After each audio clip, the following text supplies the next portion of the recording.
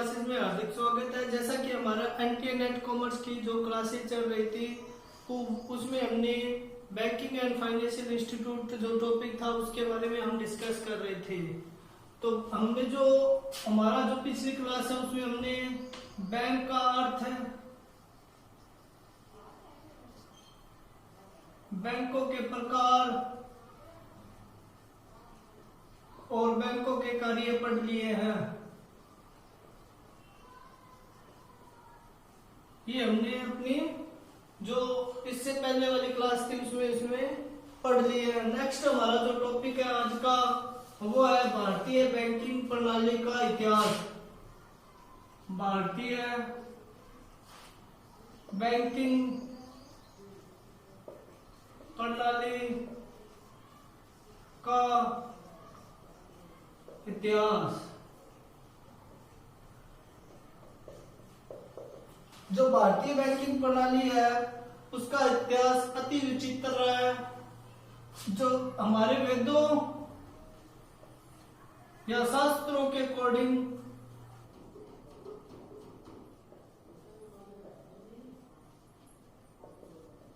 दो 2000 ईस्वी पूर्व भी हमारे देश में जो कर्ज दिया जाता था और कर्ज लिया जाता था, तो जो बैंक थे वो 2000 ईस्वी पूर्व भी थे। परंतु जो 17वीं शताब्दी में जैसे ही अंग्रेजों का आना हुआ, शताब्दी में जैसे ही अंग्रेजों का आना हुआ तो जो हमारी स्वदेशी बैंक थे वो समाप्त हो गए, उनका समापन हो गया और हमारी जो स्वदेशी बैंकिंग प्रणाली थी वो भी समाप्त हो गई। इसके बाद जो 17वीं शताब्दी में 1770 ईस्वी में मेसर्स अलेक्जेंडर एंड कंपनी ने द बैंक ऑफ हिंदुस्तान की स्थापना की। द बैंक ऑफ हिंदुस्तान की स्थापना की।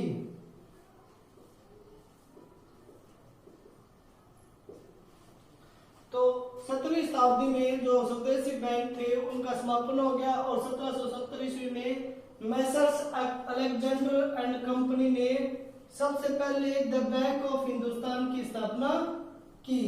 यह सबसे पहला यूरोपियन बैंक था। यह पहला यूरोपियन बैंक था।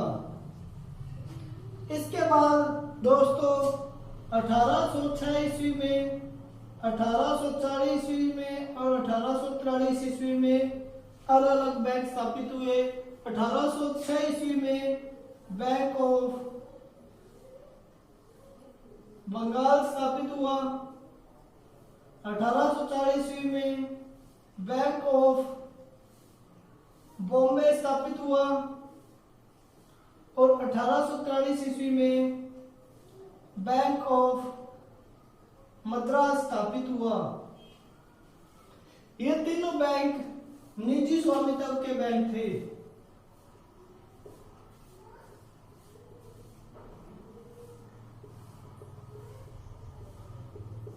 ये तीनों ही बैंक निजी स्वामित्व के थे, अर्थात इन पे निजी व्यक्तियों का अधिकार था।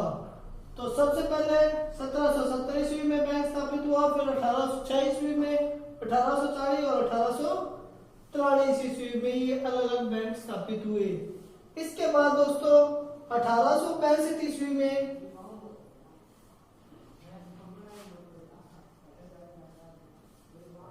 ईस्वी में इलाहाबाद बैंक की स्थापना की गई। बैंक की स्थापना की गई। 1865 ईस्वी में इलाहाबाद बैंक की स्थापना की गई, जो कि पुराना सार्वजनिक बैंक था, जो कि एक पुराना सार्वजनिक बैंक था। 1865 में इलाहाबाद बैंक की स्थापना की, जो कि एक पुराना सार्वजनिक बैंक था। इसके अलावा 1881 में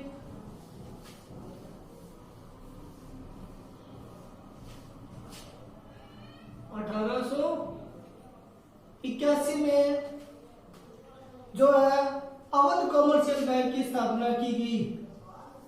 अवध कॉमर्शियल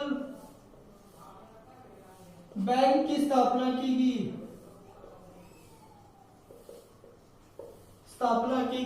जो 1881 है उसमें अवध कॉमर्शियल बैंक की स्थापना की गई, जो कि पहला भारतीय द्वारा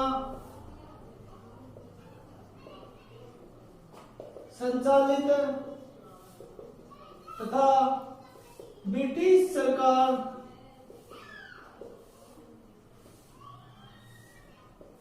द्वारा फंडेड बैंक था।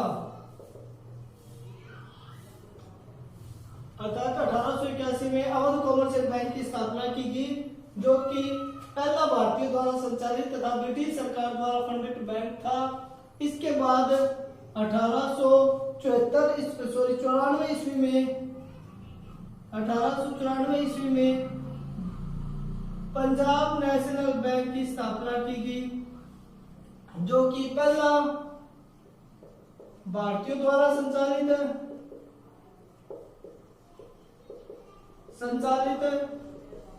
और पहला भारतीयों द्वारा फंडेड बैंक था।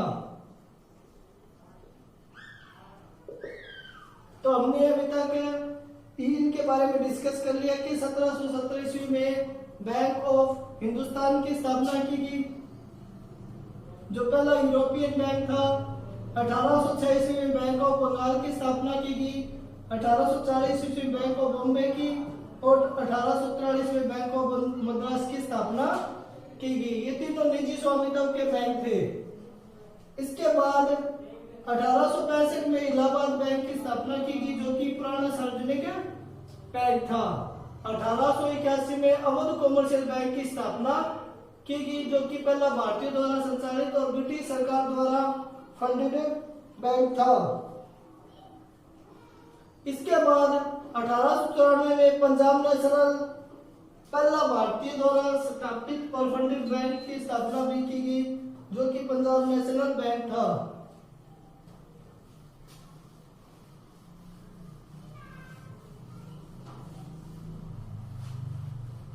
दोस्तों 1913 से लेकर 1917 तक का जो समय था वो बैंकिंग संकट का समय था। इसमें जो बैंकिंग प्रणाली थी वो अस्त व्यस्त होने लगी, अर्थात वो प्रणाली है वो कमजोर होने लगी। लोगों का विश्वास बैंकों से टूटने लगा। इसके अलावा सन 1914-15 में एक आयोग की स्थापना की गई, जिसे चैम्बरलिन आयोग का नाम दिया गया।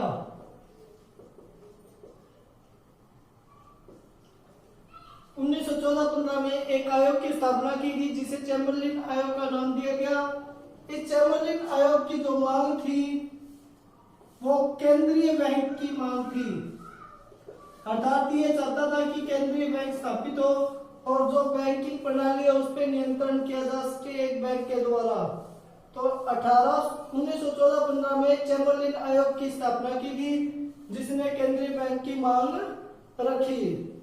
इसके बाद 1921 में इस आयोग की मांग के अनुसार इंपीरियल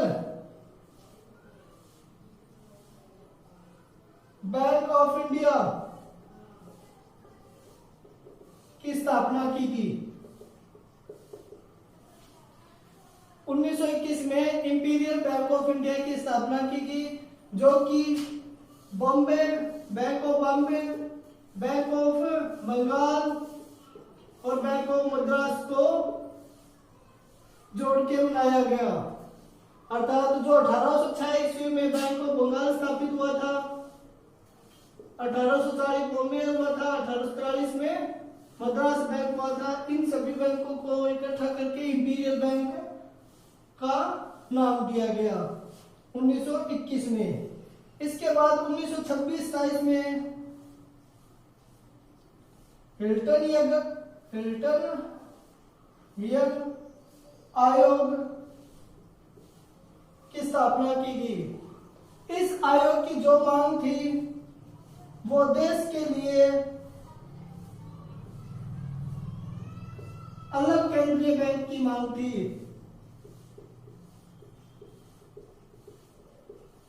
जो इस आयोग में था वो एक संयुक्त बैंक की मांग रखी गई सभी देशों के लिए, या ब्रिटिश जो लोग थे उनके या यूरोपियन लोगों के लिए भी एक बैंक हो, वो केंद्रीय बैंक। पर इसमें तो देश के लिए अलग से एक बैंक की स्थापना की मांग की गई ताकि भारत के लिए अलग से एक केंद्रीय बैंक स्थापित हो सके।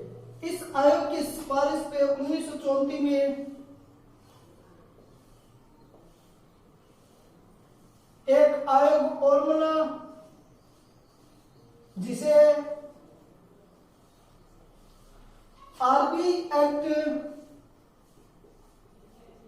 1934 का नाम दिया गया। 1934 में एक आयोग का निर्माण और किया गया जिसे आरबी एक्ट 1934 का नाम दिया गया। इस एक्ट की सिफारिश पर जो 1934 में जो आयोग बना था उस आयोग की सिफारिश पर 1 अप्रैल 1935 को भारतीय रिजर्व बैंक की स्थापना कर दी गई, आरबीआई की स्थापना कर दी गई। और इसका जो प्रथम कार्यालय कोलकाता में स्थापित किया गया।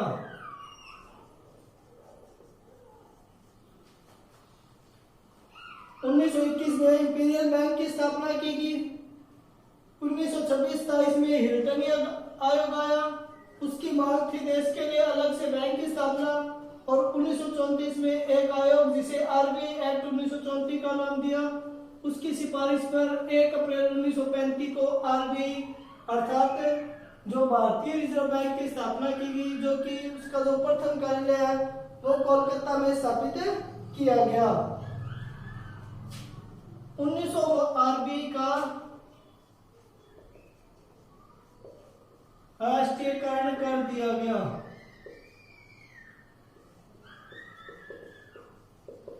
अर्थात पहले यह निजी बैंक के रूप में स्थापित हुआ था। जब ये 1 अप्रैल 1935 को स्थापित हुआ था तभी इसकी स्थापना एक निजी बैंक के रूप में की गई थी, परंतु 1 अप्रैल 1949 को इसका राष्ट्रीयकरण करके इसे एक सरकारी बैंक के रूप में घोषित कर दिया गया है। इसका राष्ट्रीयकरण कर दिया गया, सरकार के नियंत्रण में आ गया ये बैंक। इसके बाद दोस्तों 1 जुलाई 1955 को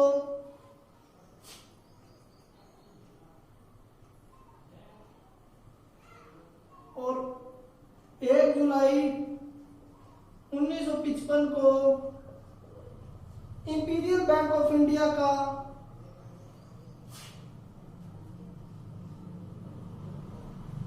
बैंक ऑफ इंडिया जो कि 1921 में स्थापित किया गया था, उसका पार्टली मतलब पार्टली रूप से आंशिक रूप से राष्ट्रीयकरण कर दिया गया।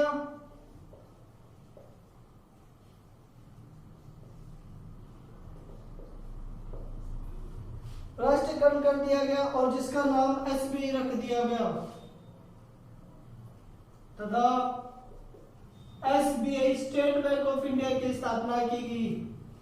1 जुलाई 1955 को इंपीरियल बैंक ऑफ जो इंडिया था उसका आंशिक रूप से राष्ट्रीयकरण कर दिया गया और उसकी स्थापना पर या उसकी जगह पर एसबीआई की स्थापना की गई। इसके अलावा 1 अप्रैल 19 जुलाई 69 को 14 जो बड़े व्यापारिक बैंक थे, जो कॉमर्शियल बैंक थे, उनका राष्ट्रीयकरण कर दिया गया। इसके अलावा 19 जुलाई 1969 को 14 बैंकों का राष्ट्रीयकरण कर दिया गया, जिन बैंकों की जो जमाएं थी वो 50 करोड़ से अधिक थी, उन बैंकों का राष्ट्रीयकरण कर दिया गया। 14 बैंकों की जिनकी जमाएं थी वो 50 करोड़ से अधिक थी।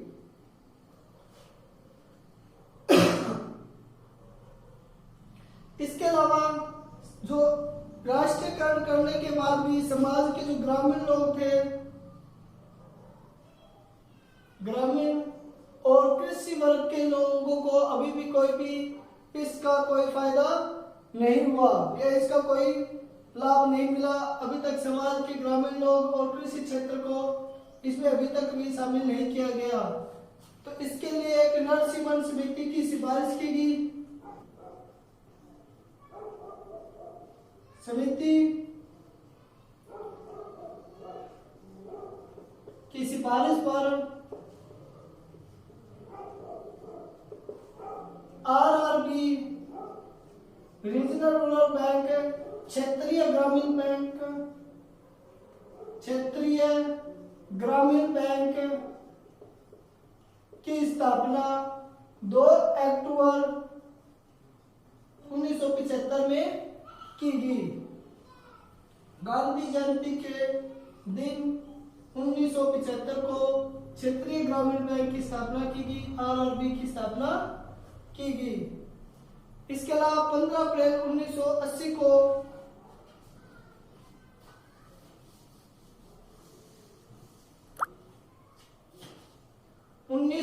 हमारा टॉपिक है कि 1949 को आरबीआई का राष्ट्रीयकरण कर दिया गया। 1 जुलाई 1955 को इंपीरियल बैंक ऑफ का संयुक्त रूप से राष्ट्रीयकरण कर दिया और उसकी जगह एसबीआई की स्थापना की गई। 19 जुलाई को 14 बैंकों का राष्ट्रीयकरण कर दिया गया, जिन बैंकों की जो जमाएं थी वो 50 करोड़ से अधिक थी। फिर भी समाज के ग्रामीण और कृषि लोग, जो कृषि क्षेत्र के लोग थे, वो उनको कवर नहीं किया गया। इसे नरसिम्हन समिति की सिफारिश की। आरआरबी क्षेत्रीय ग्रामीण बैंक है, उनकी समिति की सिफारिश पर 2 अक्टूबर 1975 को स्थापना की गई। इसके बाद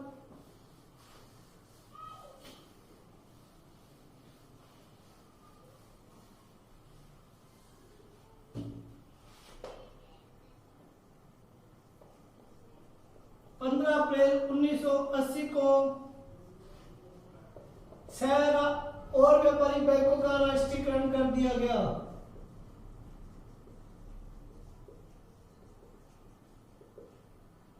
15 अप्रैल 1980 को 6 राष्ट्रीयकरण बैंक है उनका और जो बैंक थे उनका राष्ट्रीयकरण कर दिया गया। जिन बैंकों की जो जमाएं थी वो 200 करोड़ रुपए से अधिक थी उन बैंकों का। तो इस तरह 15 अप्रैल 1980 को 6 जो व्यापारिक बैंक थे उनका राष्ट्रीयकरण कर दिया गया, जिनकी जमाएं 200 करोड़ से अधिक थी। तो हमारे देश में कुल कितने राष्ट्रीयकरण बैंक है, आप उसका इतिहास देखें तो दोस्तों, तो सबसे पहले हमारे देश में जो राष्ट्रीयकृत बैंक थे वो टोटल 20 थे। कब? 1 सितंबर 1993 से पहले 1 सितंबर 1993 से पहले जो टोटल राष्ट्रीयकृत बैंक थे वो 20 थे। इसके बाद 1 सितंबर 1993 को बैंक ऑफ इंडिया को पंजाब नेशनल बैंक के साथ मर्ज कर दिया गया। न्यू बैंक ऑफ इंडिया को पंजाब नेशनल बैंक के साथ मर्ज कर दिया गया। तो एक बैंक हमारा कम होके टोटल राष्ट्रीयकृत बैंक 19 रह गए। इसके बाद 1/4/2019 को देना बैंक प्लस और विजय बैंक का मर्ज करके कैनरा बैंक में शामिल कर लिया गया। 1 अप्रैल 2019 को देना और विजय बैंक दोनों का मर्ज करके कैनरा बैंक में शामिल कर लिया गया। तो दो बैंक और कम होने के बाद जो राष्ट्रीयकृत बैंक रह गए थे वो 17 थे। अगस्त 2019 को निर्मला सीतारमण जो वित्त मंत्री, उन्होंने 6 बैंकों का राष्ट्रीयकरण और करने की घोषणा की, जिसके कारण टोटल राष्ट्रीयकृत बैंक 11 रह गए। अर्थात 1 अप्रैल 2020 को जो 6 राष्ट्रीयकृत बैंक थे, जो निजी बैंक थे, उनका राष्ट्रीयकरण करने के बाद टोटल बैंक अब हमारे राष्ट्रीयकृत बैंक 11 रहे हैं। ये जो 6 राष्ट्रीयकृत बैंक हुए थे उनमें यूनाइटेड बैंक ऑफ इंडिया और ओरिएंटल बैंक ऑफ कॉमर्स का पंजाब नेशनल बैंक में मर्ज कर दिया गया। इसके अलावा जो सिंडिकेट बैंक था उसका कैनरा बैंक में, आंध्रा बैंक और कारपोरेशन बैंक उनका यूनियन बैंक में मर्ज कर दिया गया। इसके अलावा इलाहाबाद बैंक का इंडियन बैंक में मर्ज कर दिया गया। तो इस तरह ये हमारे 6 बैंक उनको मर्ज करने के बाद 11 बैंक रह गए। तो आज की क्लास में जो हमारा बैंकिंग इतिहास है यहीं पे समाप्त होता है।